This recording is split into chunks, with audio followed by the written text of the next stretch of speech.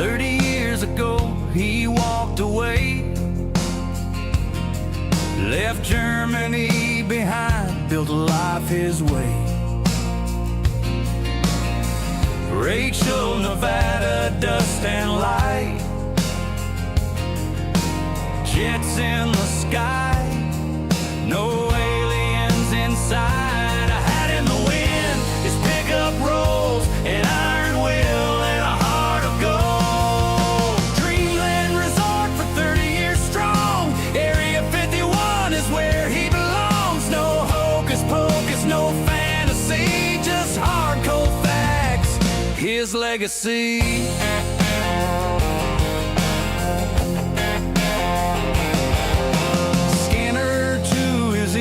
Signals run wild, YouTube in his heart, camera live. The FBI came but they can't break him down, his fire keeps burning, it won't drown. A hat in the wind, his pickup rolls, an iron will.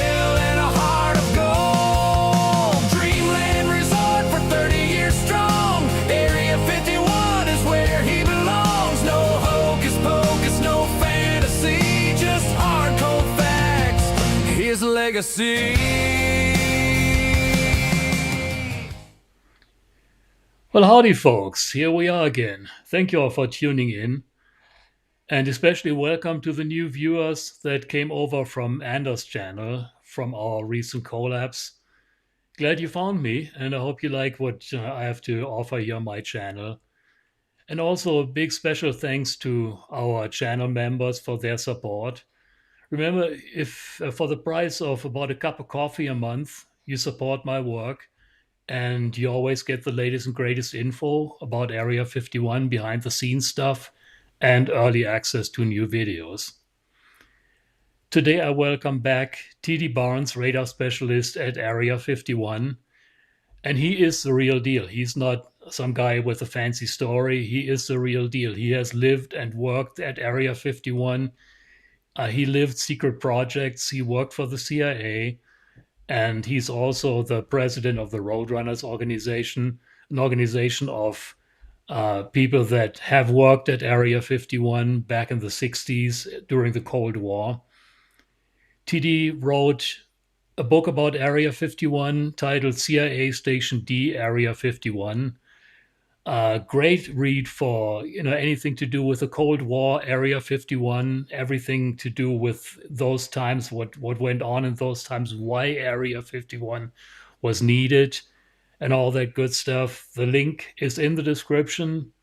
And I see that Linda also made it to Dragon Rose. She's again doing the moderation here. If you guys get too rowdy in the chat, then she will unleash her dragon. So I'm glad you made it, Linda, and thanks for doing the moderation again. We're having a little bit of a lag with TD's computer, so we'll have to see how it goes. The connection is not very good. TD had to fall back to an older computer, so we'll have to see how it goes. Apologies if the video is a little choppy, but we'll make it work. Well, for those that don't know the drill, we'll do about a half an hour talk, and then we'll take all the time we need to answer your questions. There are still a few questions left over from last time. We'll answer those, and then we'll take your questions in the chat, and TD will answer them if he can. And with that, welcome TD, and thanks for joining me again. Welcome. Thank you for having me, Jorg. My pleasure. Awesome, thank you, and we'll make it work with the audio. It's a little choppy, but we'll make it work. Today, just to say that right up front, we will only discuss unclassified information. Nothing of what we talk about today is classified, even though you have worked in classified projects.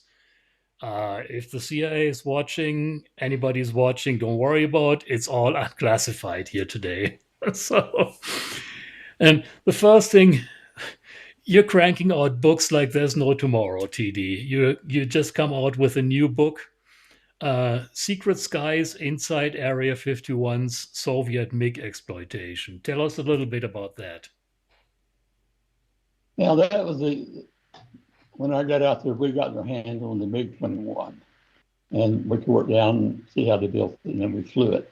And then we got our hands on some MiG-17s. And basically, we flew just about everything we had in the Navy and the Air Force's inventory against the MiG planes. This is during Vietnam War, when the kill ratio was about 29-1 against us. And what we did is we determined that it wasn't a plane, we just wasn't training our people. And in 3 months after we started the program, the Navy started their Top Gun program to train their aviators. And the Air Force, it took them a little bit longer, but they started red flag. They realized that it would take about 10 missions in the war zone before a pilot knew that he might survive it. And they decided to give them those 10 missions here in Nevada rather than Vietnam. So that's what we accomplished right off the bat. It turned the kill ratio around on our planes. 29-1 against us. We've lost since Vietnam War. We've lost one plane in air-to-air combat. They're Desert Storm against the MiG-25. We just don't lose planes anymore. But anyway, the book is about that. That's what the book is about. Yeah, for those, most people know this, especially you guys that are tuning in here. I'm sure you're all experts in all this. For those few that may not know about it, the Area 51, they actually flew Russian fighter jets, MiGs mostly in the early days, that we acquired through dark channels that we don't really want to talk about. They ended up at Area 51, and there were pilots that thought and acted like Russian fighter pilots, and they flew these MiGs against our pilots. Let me explain to your viewers just what Area 51 was in those days. President Eisenhower decided that we needed to build a spy plane to fly over Russia. So we were flying into Russia with what we call ferret flights to see what was going on, and they were shooting us down. And he decided to us build a plane to fly at 70,000 feet, the U-2 plane. But he didn't want any military flying it because if they got shot down, it'd be an act of war. So it had to be civilians. So he gave the CIA the job of developing a plane that could fly over the Soviet radar. And CIA picked Area 51. At that time, we called it Watertown Strip. We never called it an air base, but we did not want to be military. In any way, we were civilians, okay? But the CIA had never operated an air base. They didn't know how. So they brought the Air Force in, said, you're going to run a base for us and maintain, the dispensary, the medical clinic, the food, fuel, all that kind of stuff. They took care of all of that.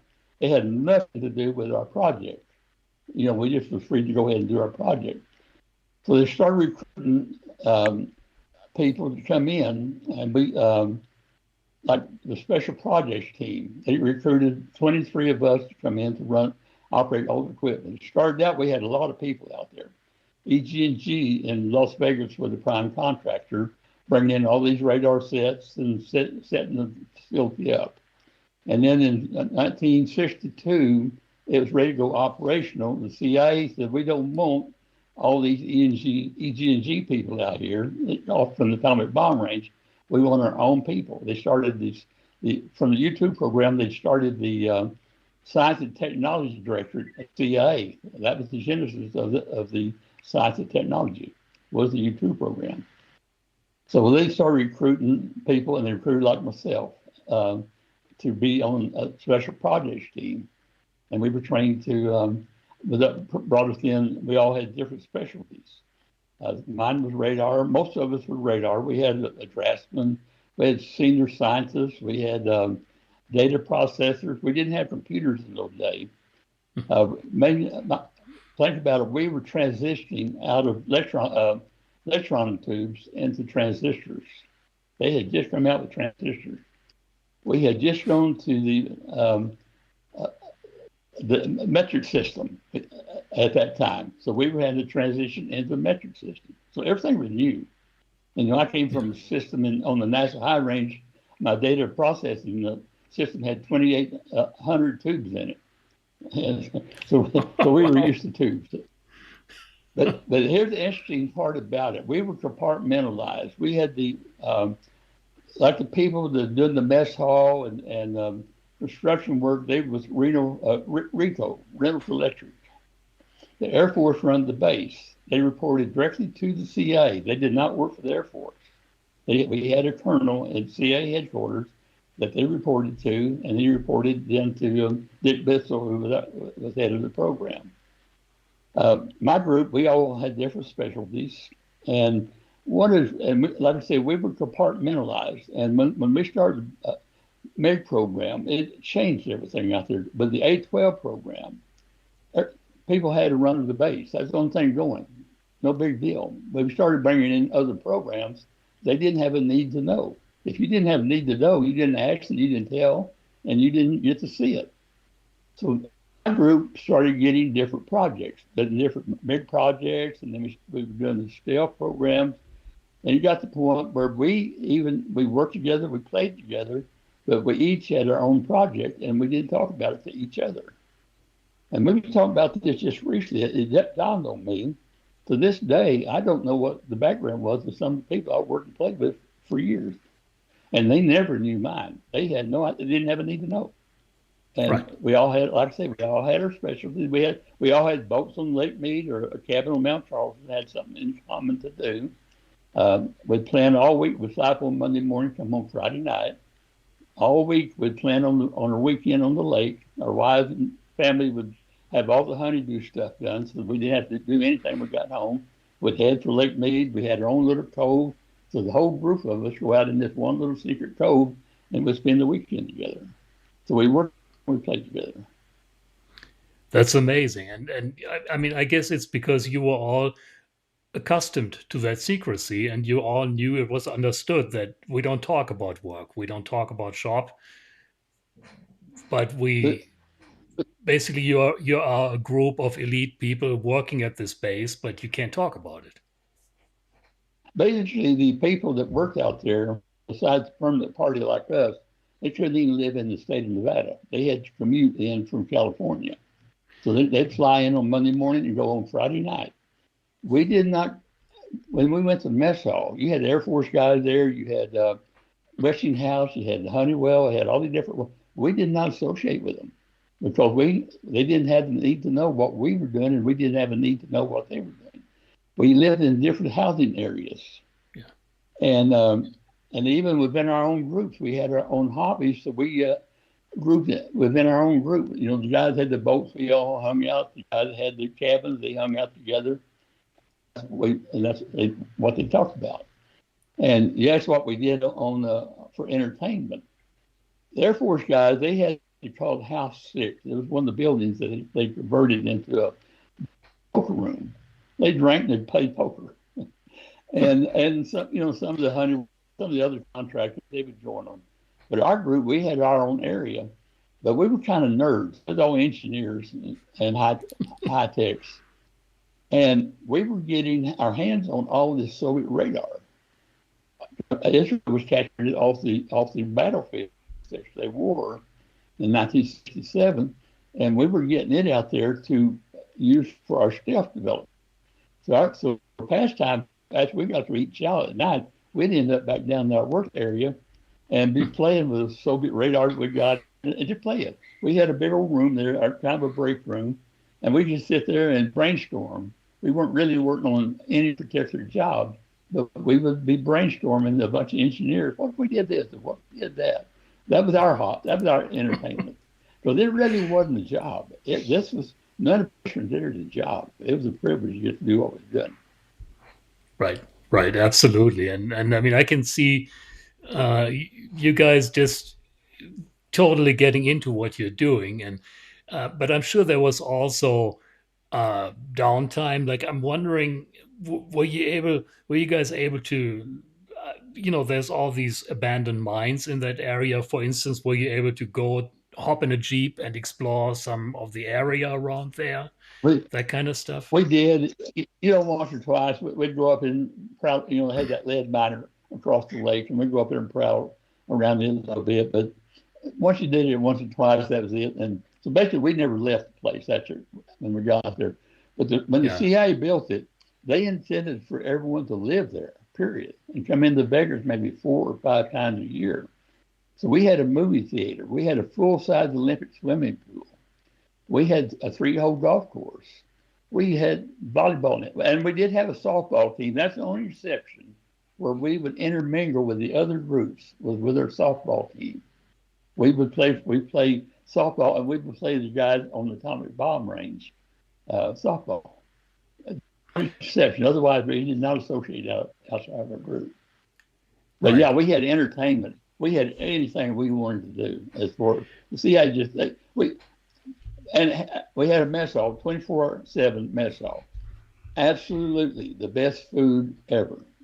They spared. We had lobster. We had oysters. We had Thursday night was all you can eat steak night, and and the planes be coming in from Burbank. Everybody at Lockheed that had a grip that could go out there, was authorized. They had something to do at Area 51 on Thursday. They'd all flock in there for steak night. But we had absolutely the best food. We had a C-130 that we equipped. It hauled their engine to the East Coast for repair. And we put a compartment in the C-130 where we were loaded up with lobster and fresh seafood from back east and pack it on dry ice and bring it back to the Area 1.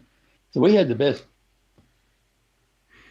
Yeah, that was actually one of the questions somebody asked in the chat already, how the food was. And that's what I'm hearing. Obviously, I've never been there, but I take your word for it that they really took very good care of you as far as food goes. Yeah, And actually, other, anyone that ever worked out there, what they remember most about Area 51, it was the food. And to this day, everyone remembers the name of the cook, Murphy Green. And some of you have seen a photo of the cook out on the lake bed, a bunch of water. That was Murphy Green. we got that photo on the Roadrunners website. I don't have it handy right now, but he must have been a character to uh, basically the photo shows him with a fishing rod pretending to be fishing in Groom Lake, which is of course a dry lake bed, so there is no fishing.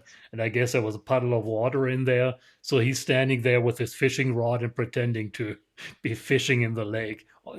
Hilarious photo. I'll try to find Murphy it and put Green, the link in the description. Go ahead. Murphy Green run that mess hall his way. And I don't care if you were Kelly or a general or who you were, you his rules. I mean, he was very, very, and everybody remembers that. But the food was good. And talk about the lake. I remember one time during the fall, we had a big rainstorm, and it covered the lake with water. And if during the summer the wind's out, south, and the disappeared. And we went on about our business for 3 months. It got the fall of the year, and all of a sudden we had our first north wind. We got up that, and we had 6 inches of water on the lake. It had not rained. That water had been on the other side of the lake all the time, and then the wind had pushed it back. Oh wow, that's amazing. So it couldn't sink into the lake was sort of benign, so it couldn't sink into the soil. So the only way it could dissipate was through the sun, evaporate. Yeah, for people that are not familiar with this area, most of the valleys in this area basically are formed themselves around a dry lake bed. So, you get heavy rains in this area, and the water really can run off. So it collects in the middle of the valley. And typically, it forms a lake bed that has, like TD was saying, a few inches of water after rains, and then the water evaporates. And you are left with this really silty, sandy soil in the middle of the valley, and that's really why Area 51 is where it is, because Kelly Johnson back then thought it was a perfect natural landing field right on the lake bed. It was perfect in every aspect. It joined up with the atomic bomb range. That was our cover story. We were part of the atomic bomb range. And as far as the planes were concerned, they were a NASA plane. It was a NASA high altitude flight research. Everybody knew Area 51 was there. They just didn't know the CIA was there, and they thought it was NASA. And so we had excellent cover. And frankly, we went 20 years that no one knew we were there. It wasn't until we turned it over to the Air Force that it became known. And then people realized that the CIA had been there for over 20 years, and they didn't know what they were doing, had done all this time. And they started their imagination running wild, and that's when all the UFO stuff started and all of that. During our time, for 20 years, you was there. When we built the F-12 spy plane, we flew 2,850 missions of the Mark III plane out of Area 51. The Air Force didn't even know we had it until we sent them to Kadena to fly over Vietnam. The SR71s weren't ready yet. That's the only reason we got to do it. When SR71 got ready, they arrived in Kadena over Nava, and they looked up the hill, and here's these free blackbirds just like theirs. They had no idea what they were. They called an X, because they couldn't go up there at the CIA. And the Air Force did not know that we had them. They knew we were flying supersonic because we'd leave a sonic boom, and they'd have to take the blame for it. Them or the Navy at Fallon would have to take the blame for the sonic boom. But they never knew that we had the A12. Frank Murray, one of our pilots, had to sit over on a mission over Vietnam. He had to sit down in Thailand about engine sensor. Anyway, he had to fly back with one engine. So we flew back a buddy flight with using tanker call signs and that sort of thing. They actually dodged the fleets of B-52s during Rolling Thunder flying into bomb Vietnam. They would actually dodge them so that the Air Force would not see that A-12. They didn't want the Air Force in it. Yeah, that's it. It was so secret that even the Air Force did not have a need to know, and you guys were doing. I think wasn't it so that you had the south ramp was, correct me if I'm wrong, the south ramp was the CIA stuff and the north ramp was the Air Force stuff? We now actually back then we basically used the same one. We had the Air Force operated the chase planes. We had F-101 chase planes, and they did a weather flight before the A-12 would head out on a flight. They'd take off, and we always headed north up toward Idaho, and then we'd circle around and maybe head down to Albuquerque, and depending on the flight route. But we'd have a F-101 that would take off ahead of time and make sure there's no one in the restricted flight area, because we had what we call it Yuletide. It was a restricted flight area where our planes should land and take off without anyone had enough restricted airspace. So they'd make sure that no one was inside the restricted airspace so they could see the plane. And they'd take off. And now we didn't fly with flight plans. Like I say, it's a secret plane, secret flight. We flew under NORAD. NORAD would notify the original air defense radar sites. We're going to have something secret flying in your sector today. Record it, monitor it, but don't say anything. You don't have a need to know. And we'd take a flight, and we'd go through several sectors, and they'd all see it. And we called it the Seven Sisters, was the name of it. That was the radar sites that they would notify. Same way with the FAA. We had a FAA out there. They even notify all your regional airports. We're going to have something flying today. Don't say anything. Don't pay any attention. And then all the airports had instructions that anything flying over 60,000 feet, not even mention it at all. Mm-hmm. That's amazing. Yeah, I mean, that's how it was. They were told, okay, don't worry about it. If you see something up there, don't worry about it. And they didn't worry about it.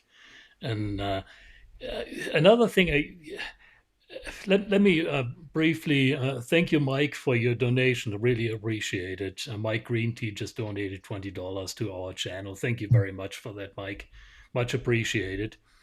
And I saw Joshua Nyhus posted, he corrected me. It was not Kelly Johnson who selected the Groom leg, it was Tony LaVere, and he's absolutely correct. And he also asked about the you being in the Actually, it was Tony LaVere. It wasn't. Everybody thinks of Tony LaVere.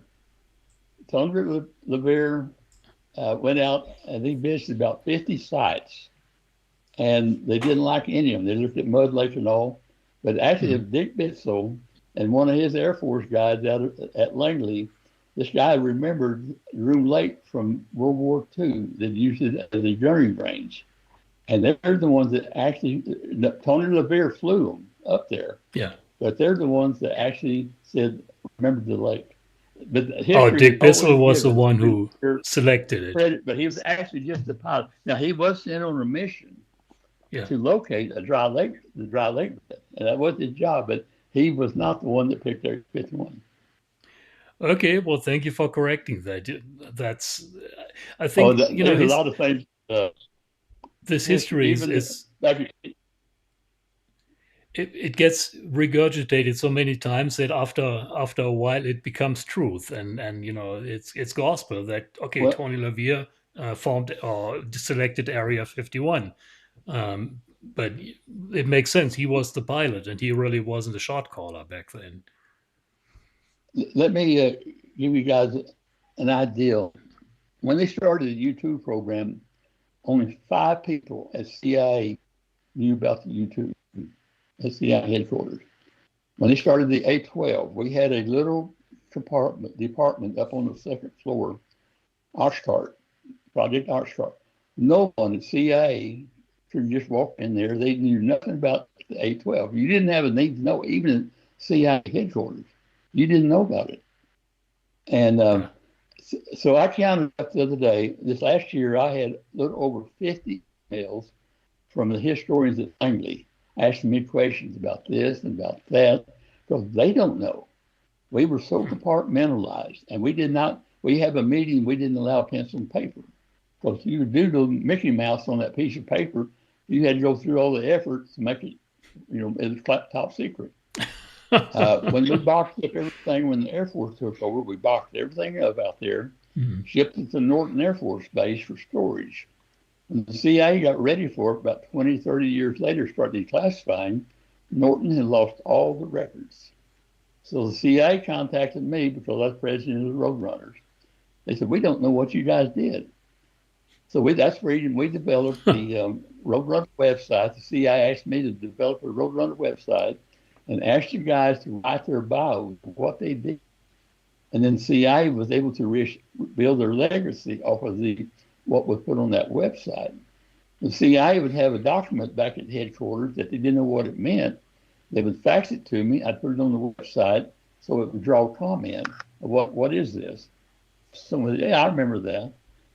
So we have, and up until COVID, I was going back there about every 2 months. They'd fly me back with some of the pilots, some of the engineers, and we just go in the conference room with the historians, the public affairs, and the air branch, in particular, and just sit there and talk about the old days, and they would record the history. When the Roadrunners would have our reunions here in Vegas, we used to have reunions. The CIA would send a lot of people here every time just to sit and listen to us. After hours, we'd be sitting around the table drinking beer and telling war stories. And the CIA would be just eating it up. It was the first time they'd heard that. But the idea how compartmentalized it even is back at CIA. About 3 years ago, I went back there, and they wanted me to come over to the airborne and talk to some of you guys. And well, we had to have an escort because none are cleared to just roam around the headquarters anymore. Once you leave, you're out of there. Same way there, Mhm. I had an escort from public affairs. All the years that she had been there, she had never been. That was a big trip. She said, I had never went that building. Thank you, thank you, thank you. She got to go into the air branch for the first time. Wow, that's amazing. And let me just say again for those that just joined us, we're having a little bit of an audio issue and a video issue. TD had to use his backup computer. Um, I hope you can follow. It's next stream we do, the audio will be better and the video will be better. But it's just great to hear all these stories, and we're already over half an hour, TD. We said we have a few questions left Yeah, over from last time, and I'm seeing there's already questions in the stream. So go for it. let's just start working on some of the questions that we have left over from the last stream. There was just so many questions that we weren't able to answer all of them. The first question was from Shepard Johnson, VA. Mr. Barnes, recently the NRO came out with a comic book which profiled its history. They claim the X-15 flight that photographed a UFO was actually an A12. Do you know anything about that? The X-15 did photograph the A12, and there was a really, really big stink about it. Yes, the X-15. Ah, Yeah, and I, as the viewer probably knows, I was on the X-15 program at that time, right. and yes, we did film. The A12 was just an accident, but there's another big, the Skylab space station once filmed Groom Lake, and that's also was a big scandal. Right. Yeah, they were not supposed to even see that, and I remember that it No, wasn't in the 70s when they took a photo of the base that wasn't there, and yeah, that was a big thing. Next question here, and by the way, I did not know about that story that an X-15 actually photographed an A12. That's pretty hilarious. That because of the it was. compartmentalization, they didn't know what it was. James Bainton asks, was the Oxcart able to fly faster than the SR71? Officially it does, but Peter Merlin mentioned it flew about the same speed. So the A12, It, the A, yeah, the A12 flew slightly. It had the same engines, but it wasn't quite as heavy. Let me explain about and the A12 flew almost a mile higher than SR71, even though the SR71 holds the records because we were still top secret. No, we didn't exist. We couldn't claim the records. But when they put, the A12 was a one-seater, and when they built the S1, they put a second cockpit. The weight of the pilot and then all the life support systems that required for him, it cost them almost 5,000 feet of altitude. So they lost that much altitude. So we actually flew higher because of just a single seater. But we had the same engine. So we flew, on the official speed runs that we did, we flew it just a little bit faster and flew it almost a mile higher. because of less weight on the aircraft. Yeah, the Interesting. weight was everything. And give you an example, when the U-2 planes, they started flying, they're silver. And they were, every now and then it'd flash, the sun shining on them. So they decided to paint them so no one would see them. And the weight of the paint cost them 1,500 feet of altitude. Interesting. Yeah, that's how these things were calculated. I mean, Weight they was were, and all this to point that out for people today that are used to using computers and calculators. All this was done with a sliding rule, calculated and designed, and that just still blows me away.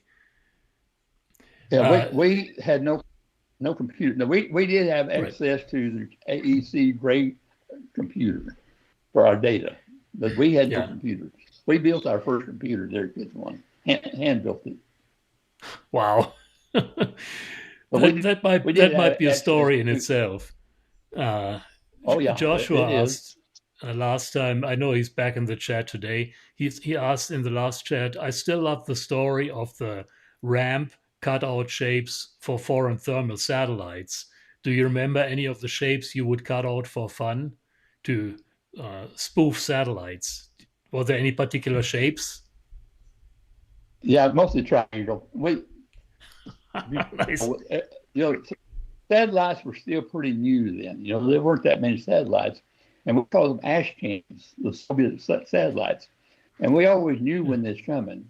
And there's a pain in the tail because we had to take the plane off the pylon that we were doing a radar cross section on, so the satellites wouldn't see it.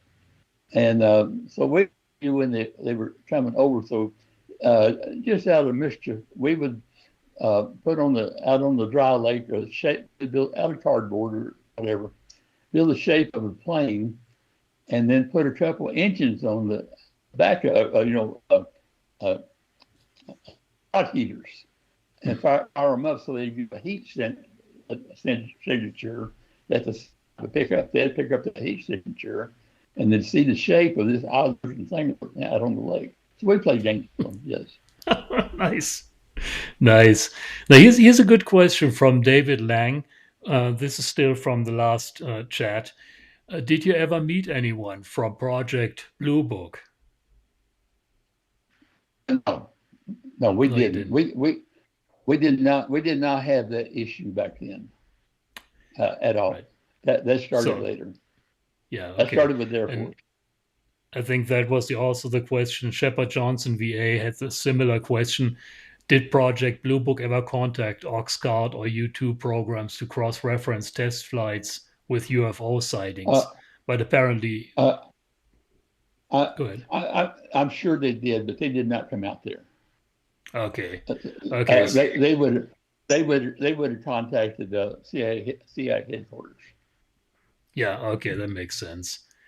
Okay, I'm going back here and look at some of the questions, and I apologize. I can't go back all the way. I'm seeing one question here from Skywatcher. Did OxGuard have patches? Did you guys have patches for the program at all? No, the CIA normally doesn't have patches. However, when we went operational with Operation Black Shield, well, the pilots, they thought they needed a patch. So one of our pilots, Jack Weeks, he designed the Cygnus patch. And that was the patch that the pilots that flew operational on. It was never official. However, the CIA has adopted it because it's so popular that it's part of the legacy. But yeah, so they were former Air Force, so they had to have a patch. But the CIA, we didn't have patches. We didn't want anyone to know who we were. True, that makes sense totally. Joshua asks, he's asked about the Tall King radar that he's very interested in. That is one of the radar systems that you guys were playing with, a Russian radar system you were playing with back then. Yes. Yeah. This is how I got in with the CIA. I was still with the Army at Fort Bliss. I'd been just about every radar school they had. The Nike Ajax, Nike Hercules, and Hawk. And when I say that, we weren't. A lot of people think we weren't radar operators. We didn't sit there with a scope in front of us watching the thing go round and round and round.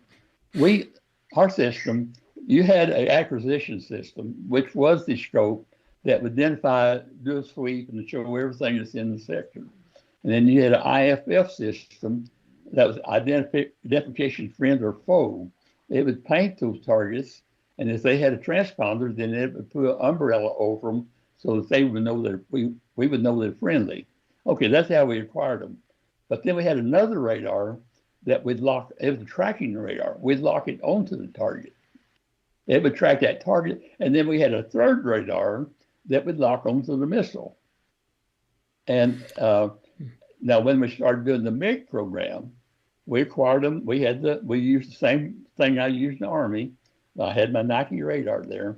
I'd find the plane flying. Been doing the evaluations up there, and I'd locate them, and I'd lock to the American plane that won the radar. I locked onto the MiG with the other one. I had actually 3 radars going on any one mission like that. And you got a big old plotting board in your bank, and you're sitting at that watching as the mission. It's nothing like today where you got it all on a computer screen. And that, with our radar, we weren't tracking planes at it. Like A12 flew, it had its own radar, just like any airport would have. So, and it tracked the A12 and the chase plane. We were strictly for stealth. And for example, when we were experimenting with stealth, we and they're trying to do a plasma gun that would shoot ions ahead of the plane. And so we put it out on the pole, this ion gun shooting ions out there and looking at it with a radar. We did the same thing with another experiment with trying, and they gave it up. It was using the arc welder to create the arc, and it damn near blew the doors off the building, so they had to give up on that. But and the ion gun, we had to give up on it because it would not cover the S-band radar. It wasn't effective. Plus, it had to have so much protection for the pilot against radiation that the weight would have made it impractical. We'd lost all that altitude that we needed. So we gave up on it too. But that's what we were looking at, those radars. They're looking, all these radars are looking at those different experiments that we got going on out with a thing sitting out on the pole. Now, there were exceptions when we were doing airborne radar cross section.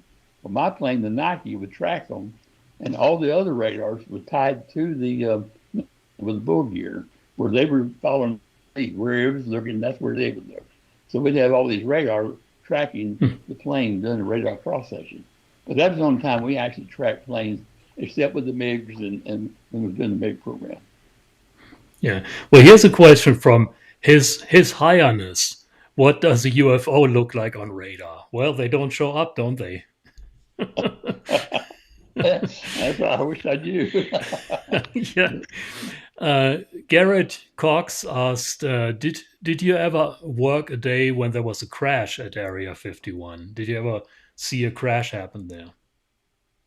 No, the crashes had all happened before my time out there, and we had crashes. We lost we lost some of the A12s. Then after I was gone, we lost the two blue stealth planes that we crashed out there, and we buried everything that crashed. Top secret, we buried it at Area 51, so that no one can hold the technology. Yeah, there's a lot of stuff buried in the ground around Area 51 that nobody wants to see out in the public. Valerie Princess Amanda, something like that, asks, I wonder if they tested that IRAD device out there. I'm not sure what that is, an IRAD device. Does that mean anything to you? No, that doesn't ring a bell. Irradiation, maybe? I don't know. It doesn't really ring a bell. No, it doesn't ring a bell with me. Okay, let me just catch up with the messages here. There's a lot of comments. I'm not going through all the comments, but I certainly appreciate it all. Here's a question from Shepard Johnson VA. I'm glad that you joined us again. I apologize for skipping your message, your question last time. I did not see it. So Shepard Johnson VA asked, when an SR71 or A12 crashed, what was the most important part of the aircraft to recover? Cameras or engines or something else? Actually, the fuselage, the material that it was made out of. The engines we didn't care about. We were using the engines were used with the Pratt Whitney J58s, and they were actually used by the Navy and other services use those same engines. So it wasn't the engine, but it was the coating on the coatings that we used to develop the stealth is what we were concerned about. Yeah, and I think that is still true with the F-117 and other stealth aircraft, where the coating is just a secret sauce and nobody wants to. Exactly, that was the secrets. Yeah, exactly. That makes a lot of sense. And Peter Merlin has dug up a few or rediscovered a few of those crash sites. And there's always something to be found, but it's all just little pieces. Always. It's not like, the big chunks they get out of there, and there's little pieces left that, you might find. Okay, His Highness, have they tested any saucers on the stand? I guess did you capture any? You probably didn't get to capture any of the No, saucers. the, I might talk about that a little bit. We didn't have any saucers, no, but that's one of our hobbies. We were uh, we realized with all this radar out there, we had just about every radar known to man, plus the Soviet radar, and we were that's pastime. We were realizing that we got different radar signatures, different kind of planes. And that wasn't part of our program. So we're putting everything we could get our hands on out on the pylon. We call it the pole. And look at it with radar. That's just off the books sort of thing. And I'll tell you a story. We had the Air Force guys always curious what was going on inside the no-fly zone. They called it they could see it on their maps. Here's the big old squares that you're not allowed to fly into. So one day one decided he'd declare emergency and land there. And he landed and we debriefed him and chewed him out and sent him on his way. He went back to Nellis telling that, boy, you ought to see what they got out there. So nothing declared an emergency, F-105. He landed, we kept him about 2 weeks debriefing him before we let him go. But we wouldn't give Nellis their plane back. And we took a picture of it sitting on the pole and sent it to Nellis. Here's your plane. Nice. That stopped all the emergency landings at Groom Lake. So even the Air Force pilots were curious what you guys were up to down there. Oh yeah, because they had no idea what we were doing out there. Because they didn't know about the A12 and they were very curious. The no-fly zone. It was a large no-fly zone because we were able to take off and land without anyone seeing us. And I think you told me on another occasion that you were kind of, for the Air Force guys, you guys were kind of the men in black. They were looking at you like, who is that? I better don't mess with that guy. Yeah, I'll tell the story. When we flew out there, my group, most of them flew out of Nellis Air Force Base in a Martin 404 or Otter, and they flew out of the F-111 area that was the most restricted area out there. And to go through the gates, everybody recognized the case, and they had a Coke machine there in the hangar. If we went in that Coke machine, in that department where the Coke machine was, and there's any airmen in there, they'd almost knock the door down getting out. We don't know what they had been told about us, but they were gone. And that's another thing. Some of us now, I flew up in a Queen Air out off of McCarran International. We had a little block building out on the back end of the runway, and we had a fence where we didn't have to go on the airport. We could just come off the highway, off a side street, and go in this block building, and our plane was inside of it. Open the doors, push it out, jump in it, take off. Didn't say a word. And there was we were more or less executives. We didn't have to fly with other guys. But I flew up in Queen Air, and that was interesting.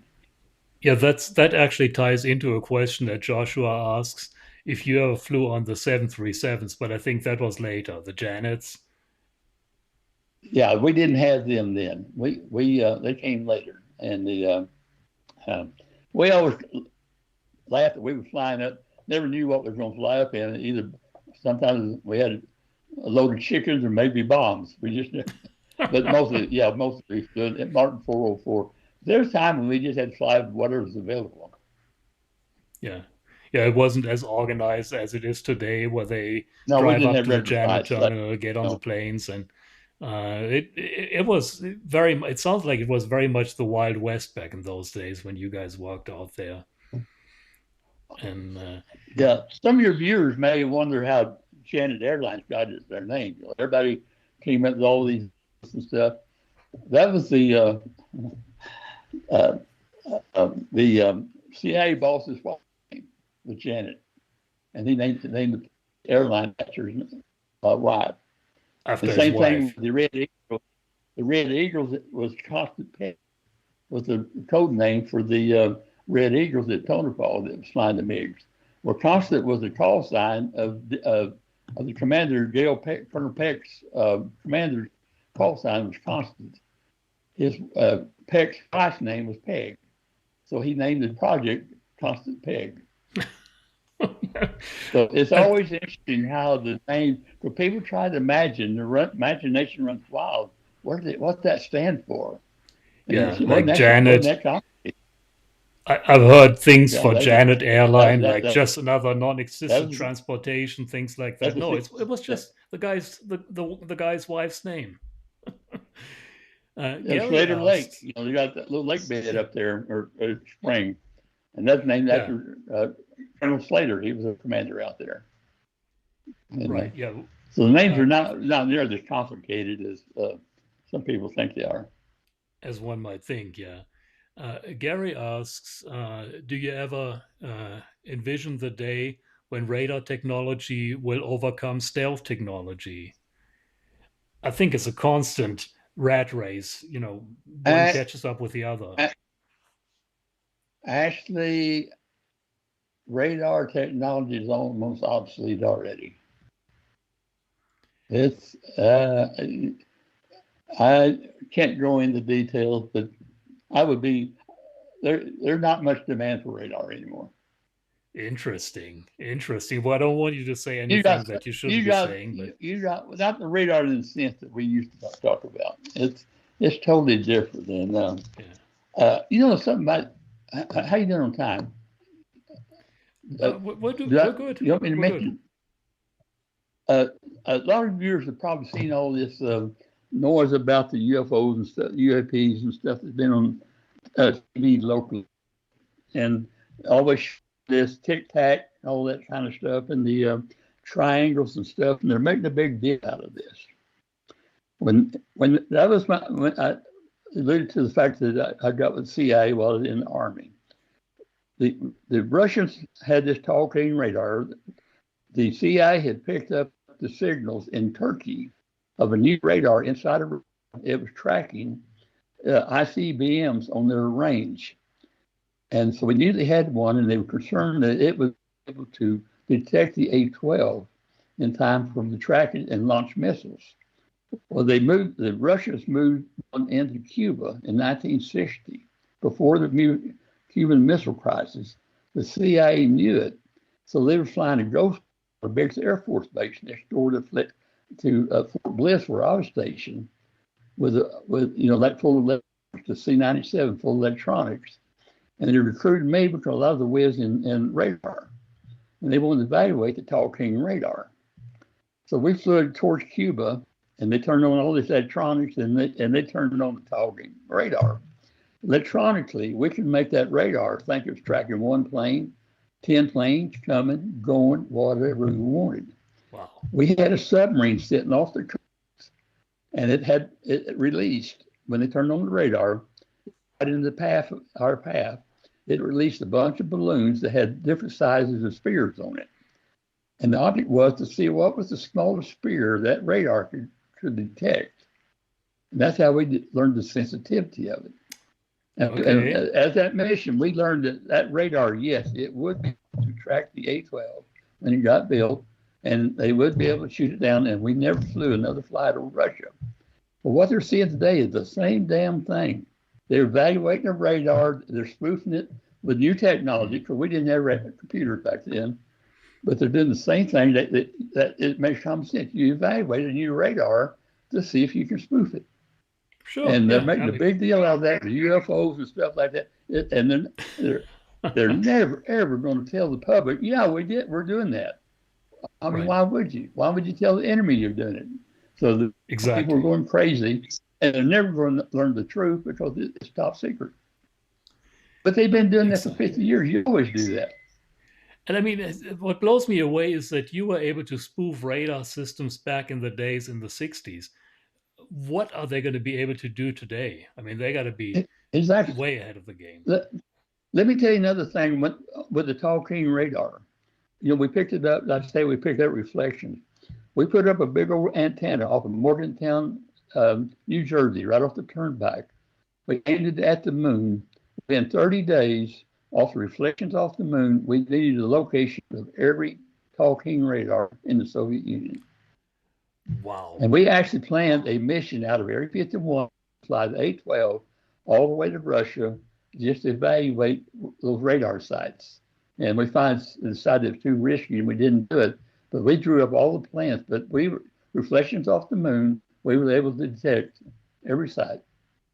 And this was in the 1960s. This was 60 years 1960. ago. Wow. Yeah. That is absolutely mind blowing. I mean, what are they doing And today? slide rules. Oh, there That's it what is. I used. Nice. There's my slide rule. Yep. This is what I use in the X-15 and the Area 51. That was your calculator back in those days. That is it. That's awesome. Thank you for showing that. Here's a good question from Nick Taylor. Hey, Nick, glad you could join us, by the way.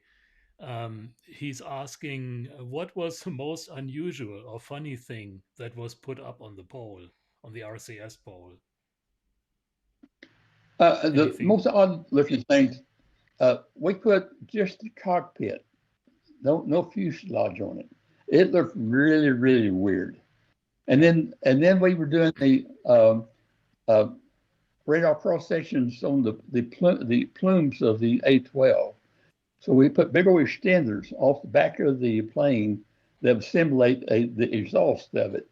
And so we were trying to determine how to reduce the exhaust of the plane. And what we ended up doing was added cesium, I guess they call it, a radioactive material to the fuel, and it would ionize the exhaust so that it would evade radar.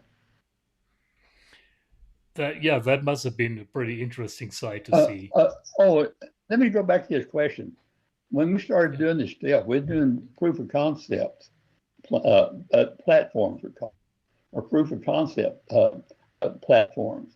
And this became the F-117, the HAB-Blue. We had really, really weird shapes that we would put on the pylon. Someone, and it'd be Lockheed or Northrop or whoever that was developing these things. And they'd bring them in, and then we would use our equipment and know-how to evaluate them, and we'd take a picture of them, do a signature, give it to them, and they'd take it back and work out all the kinks and stuff. And when they first started, it shined like a barn, and they'd make changes to it. It finally got to the point, as we were rotating the prototype, we'd have to put a tack into it to get a ping, so we get a reference point of what we was looking at. It got where a bird landed on the prototype. We saw the bird more than we did the prototype. And it got to the point the rims on the guy's glasses would show up more than the prototype. Now, mind you, these were prototypes. They weren't full-size planes. But we went to the stages we went through. So we saw some really, really weird stuff. I wasn't thinking when I answered this question.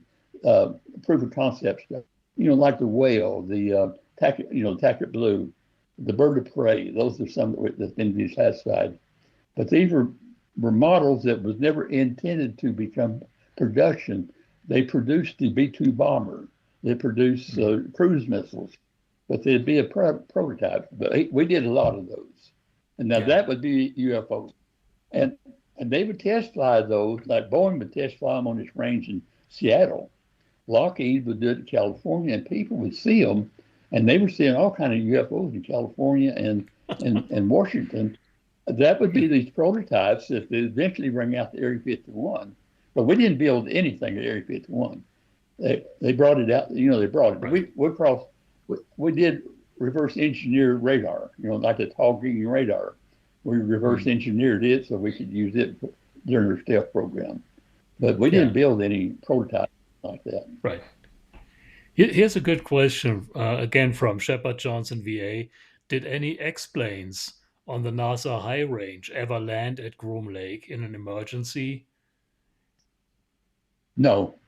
The X-15, they wanted to have it as a emergency landing site for the X-15. But the CIA couldn't and wouldn't give them a dedicated time. We just couldn't work around NASA's schedule, first of all, and number two, we didn't want anyone in there.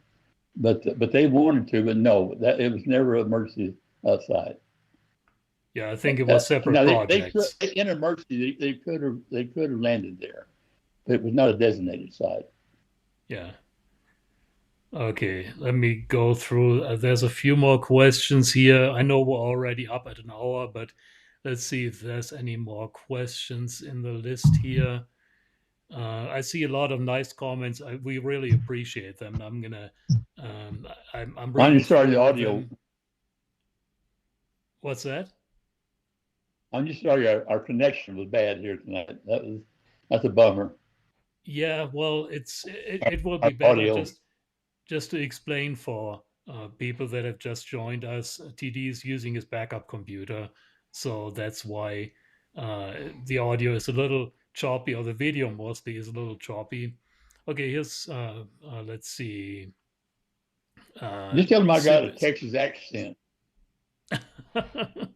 That's not the problem. It's mostly it's just very choppy. Okay, here's a question for Sybil Kibble.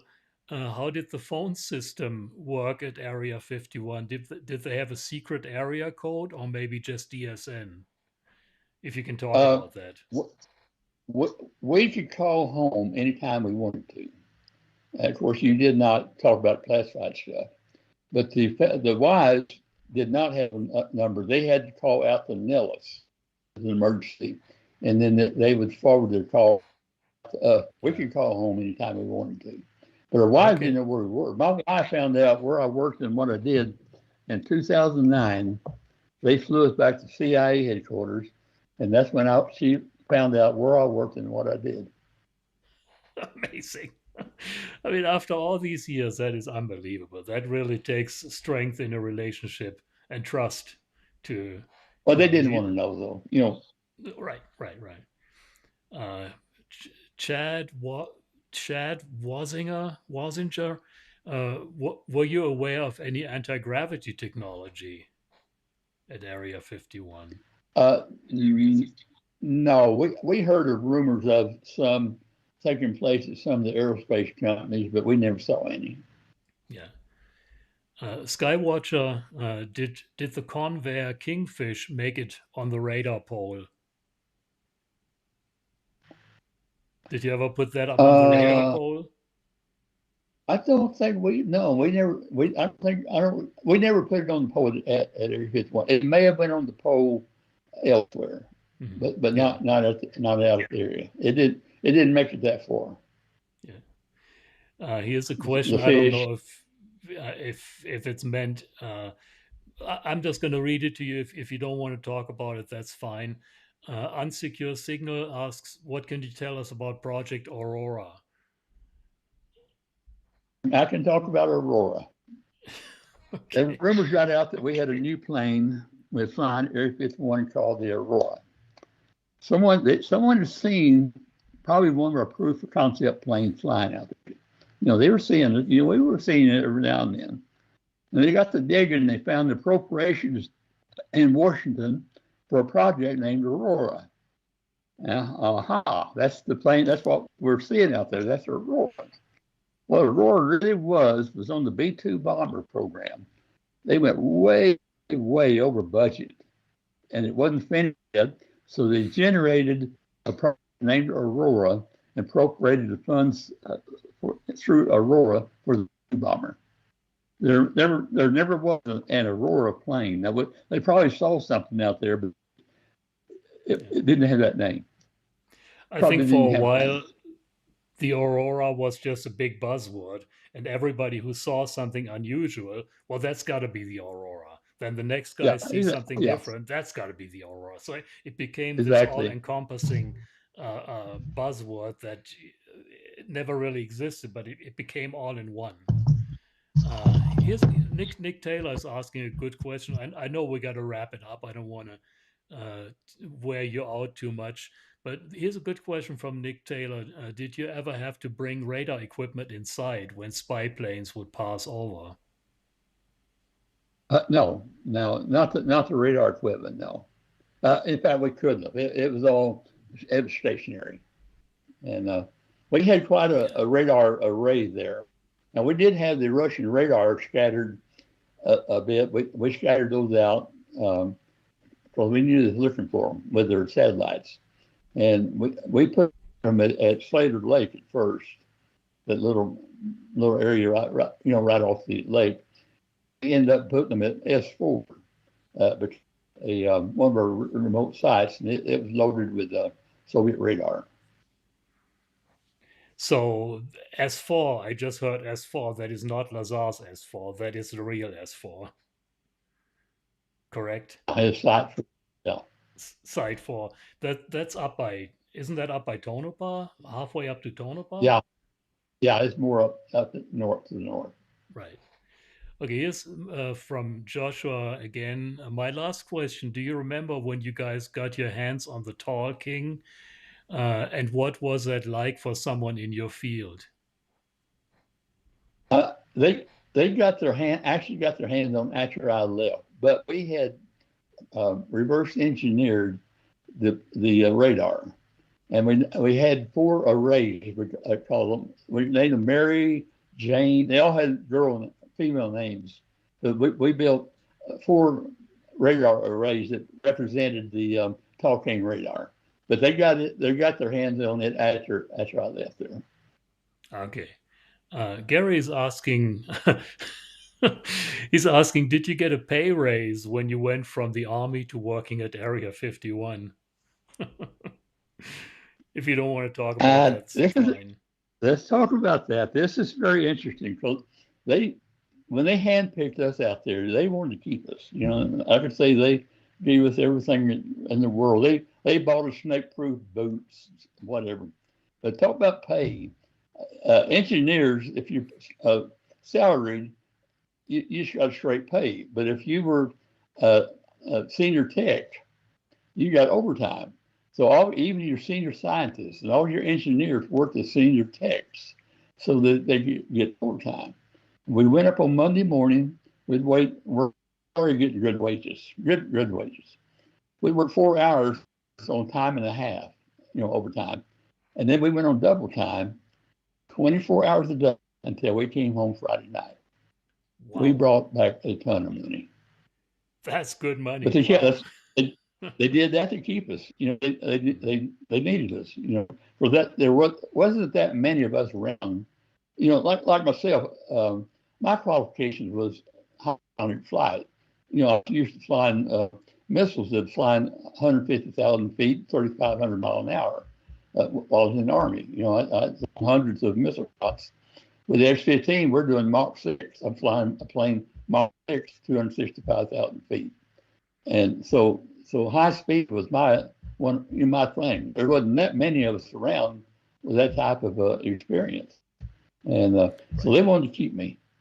Absolutely. And that makes total sense. And back in those days, this was high tech. I mean, this was as high tech as it gets with those systems. Well, they want to do the radar cross section of the A12 flight. It'd be way off on the horizon, heading towards the radar. If they didn't pick it up way it's still almost out of sight. It was so fast they never could pick it up, and they just weren't trained for it. And they brought my Nike in and brought me in, rushed me. They rushed me for that because they wanted to get that before they closed the program down. So I came in and used my expertise with speed tracking. That was able to do the Mach 3 radar cross section. Right. Absolutely. That's fantastic stuff. I mean, we're going to have to really take a break here. We'll continue if you like. If you're up for it, we'll continue this next time. I think we're pretty much caught up with the question in the chat right now, and I don't want to overstay my welcome. If you're up for it, let's do another one next month. Maybe talk a little bit more about your book. Does that sound okay? That sounds good. Yeah, I'll have my new computer in then. I'll have a little better connection. Nice. Well, TD, thank you so much. And everybody in the chat is just loving it, and they are everybody's saying thank you so much for your time and for sharing all these stories. And I can only echo that. Thank you for sharing all these memories with everybody. Yeah, It's really appreciated. I might share your viewers just so they know. Many times, I would have had the chief historian from the CIA sitting right beside me here. We've gone all over the country, so I'm not just the only one talking about it. We have, we've gone to universities, we've gone to museums, so I'm not the only one talking. But he would be listening to what I had to say because he didn't know. Well, everybody's appreciating what you have to say, and thank you so much. We will do this. We will continue this hopefully next month on a Friday. So thank you very much for your time, TD. Thank you, George. Goodbye. All right. Well, that was TD Barnes, radar specialist at Area 51, sharing his stories. It was a little hard to follow sometimes with the audio and the video being a little choppy, but we'll fix that till next time. And, thank you all for staying with us, for listening, for your beautiful comments in the chat. I really appreciate your interest. Next Friday, we'll have a live stream for channel members. Remember, if you become a channel member for less than the price of a cup of coffee a month, you get the behind the scenes footage and some early access to new videos, and you support my work. I'm, happy to do this, happy to share all this with you, but it's nice to see a little appreciation. So thank you to all our channel members. I think Linda just posted the join link. There's also a join button on the main page of my channel. If you become a member, we'll do a little more intimate chat in the member section. And regardless, thank you all for your interest. We'll do another live stream, I think, on the third Saturday. It's not going to be on Friday. It's going to be on Saturday next month, the third Saturday of the month, with Peter Merlin, and we'll figure out a date when we continue the chat with TD. Until then, thanks for tuning in. And Mike Green Tea, welcome to Top Secret. Thanks for joining us as a member. Our newest member, Mike Green Tea, thank you for your support. With that, thanks for tuning in. You all have a great weekend. Have a good week. And we'll see you hopefully next Friday. Have a great week.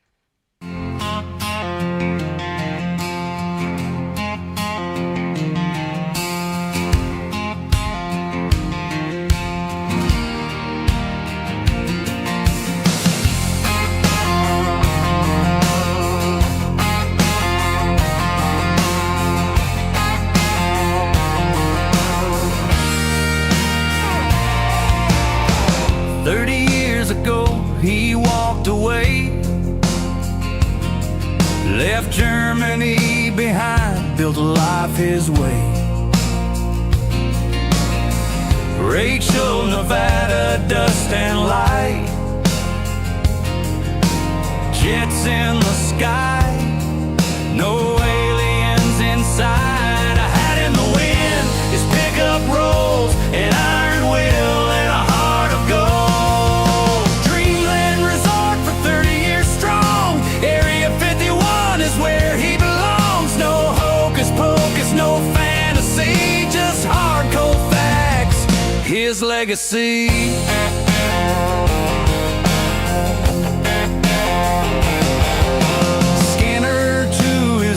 The signals run wild, YouTube in his heart, camera live. The FBI came, but they can't break him down. His fire keeps burning, it won't drown.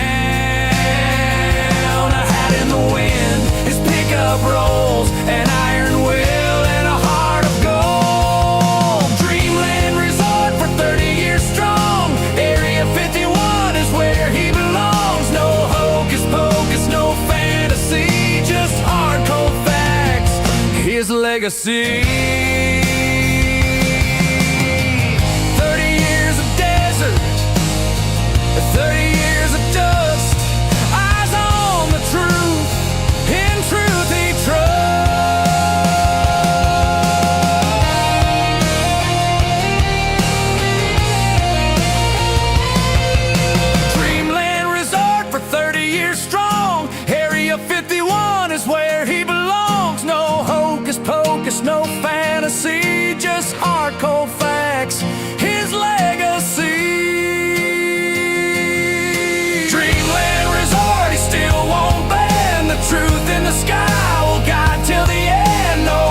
hocus pocus, no fantasy, just hardcore facts. His legacy.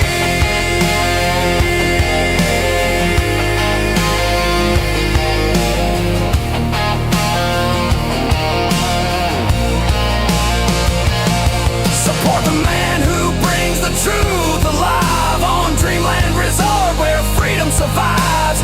Donate for Jerk, he'll thank you true. He lives his dream. Nothing breaks through.